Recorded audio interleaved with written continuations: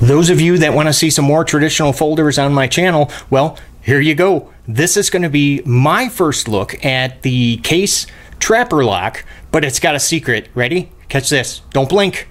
Boom! Yeah, Kickstart.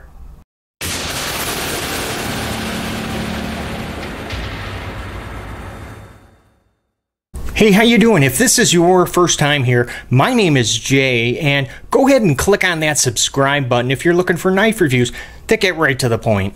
Now, you should be looking at some specs right about now. These are measurements I'd taken myself, but I will also have them listed down in the description below, just in case if there's any of you that would like to follow along throughout this video. Let's get those size comparisons quickly out of the way. Let's get started with a couple of lockbacks, and this is the Buck Ranger 112, and then of course this this big boy, the 110, and from Benchmade, the 940, and from Ganzo Firebird, the FH21, and lastly, yep, what comparison would be complete without a Spyderco, the PM2. This features, it's a standard jig pattern with white synthetic covers and a, look at that, just a gorgeous red sparkle oval shield. Am I going to regret getting a white handled knife? Probably. I probably am, because once I get my, my grubby mitts all over this thing, it's going to be brown. Really what Case did here is they just took, it's your standard Trapper lock, and they added the assisted opening mechanism, which they call the Kickstart. This Case TrapperLock has many of the standard features, like the Tru-Sharp steel blade, a hollow grind, a mirror polished finish with a good looking clip point blade. Using the thumb stud, the assisted action is very quick, reliable, and it is super quiet. Yeah, it's like it has a silencer on it. And now I just barely have to nudge that thumb stud. Look at that. And the Kickstart assist takes over and the blade just flies.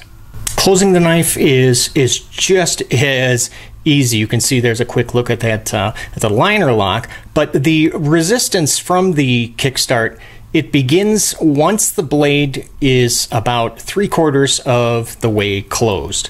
So there's really not much, you don't have to deal with the resistance for very long. I gotta tell you, I was pleasantly surprised at the amount of blade play. Usually, well, I normally expect it with traditional folders, and there is a slight tick here, but it's very slight. Of course, now the construction, it is completely closed just because of the nature of this knife. And if we check out the weight, 3.5 ounces, that's excellent. That's going to be about the same weight, almost the same weight as the Ganzo Firebird FH21. Now, speaking of the 21, now I have actually recently reviewed this knife. So if you look up to the corner right there, yep, you see that icon there. If you click on it, at the end of this video, you can go ahead and watch my full review. This channel where the blade sits when it's closed is very narrow. So it almost, well, it does. It kind of forces the blade to remain centered. But there is also one drawback, and you see that? Yep, right there. I have noticed that since it's so tight, it's causing a little bit of scratching on the blade. Now, I'm just not in love with this pocket clip. I mean, there's a few reasons here. It's obviously not at all deep carry, but it's going to be tip down only. Yeah, I don't know why. So really, it's going to be set up just for like a right-handed carry, and the pocket clip is almost as long as the handle itself. So because of its length and its height, you see that? How much room there is for your pocket material.